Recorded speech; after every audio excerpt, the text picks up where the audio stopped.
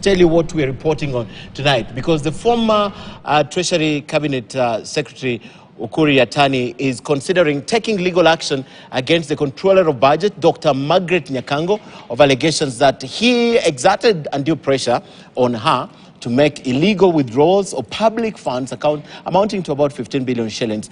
A few days to the election, Yatani has denied the allegations by Nyakango, terming them false and, of course, malicious. And as David Mudhoka reports, the former CS has accused Nyakango of being selective and economic with the truth when she appeared before a parliamentary committee, adding that about 7.8 billion shillings from the public coffers was spent by the current administration. A day after the Control of Budget, Dr. Margaret Nyakango, while appearing before the National Assembly Committee on Public Petitions, accused former Treasury Cabinet Secretary Uhuru Yatani of coercing her to irregularly approve the withdrawal and use of up to 15.5 billion shillings by the former government in its sunset days. Yatani has hit back at Nyakango, revealing letters sent to his office by the office of the then Deputy President William Ruto, who is now President, through the former Comptroller of State House Kinudhi Mbugua, as well as letters from the Ministry of Agriculture. Former CS Yatani has said that the current government also asked Dr. Nyakango to irregularly approve the withdrawal and consequent use of more than 7.8 billion shillings before and after President William Ruto was sworn into office. Something that Yatani says mysteriously slipped the mind of Dr. Nyakango in her committee appearance on Tuesday. In one of the letters addressed to the former CS dated 7th September 2022,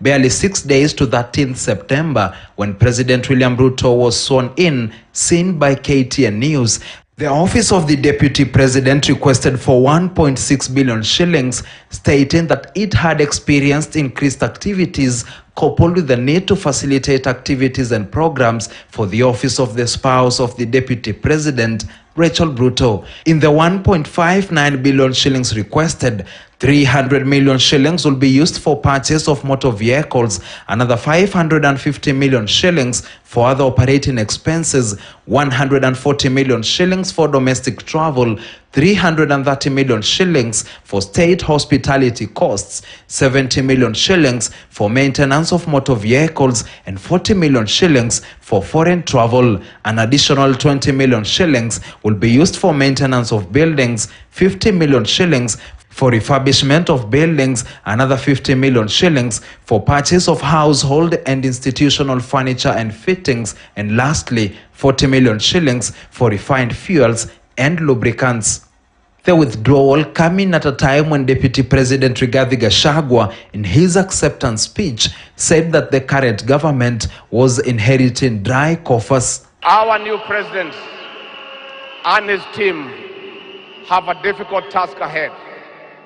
The truth of the matter is that we have inherited a dilapidated economy that is facing almost an economic shutdown. Another letter revealed by Yatani sent by the Ministry of Agriculture on 26 August 2022 and addressed to the then Treasury Principal Secretary, Dr. Julius Moya, also shows that the current government requested for withdrawal of 3.267 billion shillings to be used to pay maize flour subsidy.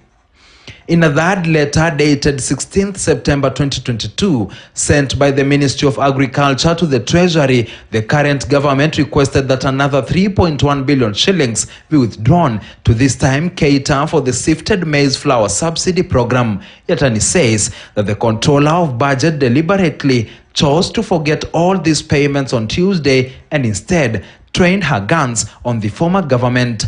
In a press release sent to newsrooms this evening, Yatani has said that, and I quote, "It's clear that these malicious allegations and line of narratives are politically choreographed and designed to hurt innocent public servants due to change of regime, which unfortunately will have a long-term unhealthy effect of precipitating fear and inactions in future." On WhatsApp messages that Nyakango alleges were sent to her by Yatani, coercing her to expedite the transfer of funds days to the exit of the former government. Yatani has said, and I quote, "The purported coercion through WhatsApp messages was a selective device. She should reveal to the public how many times I pressured her because she could not keep up with the speed of the then administration." Yatani's response is now likely to escalate the debate on how much public funds were misappropriated and who are responsible in the course of transition from former President Uhuru Kenyatta to President William Ruto. David Muthoka, KTN News, Nairobi. Now, this story is not going away anytime soon, and that's the focus of the Standard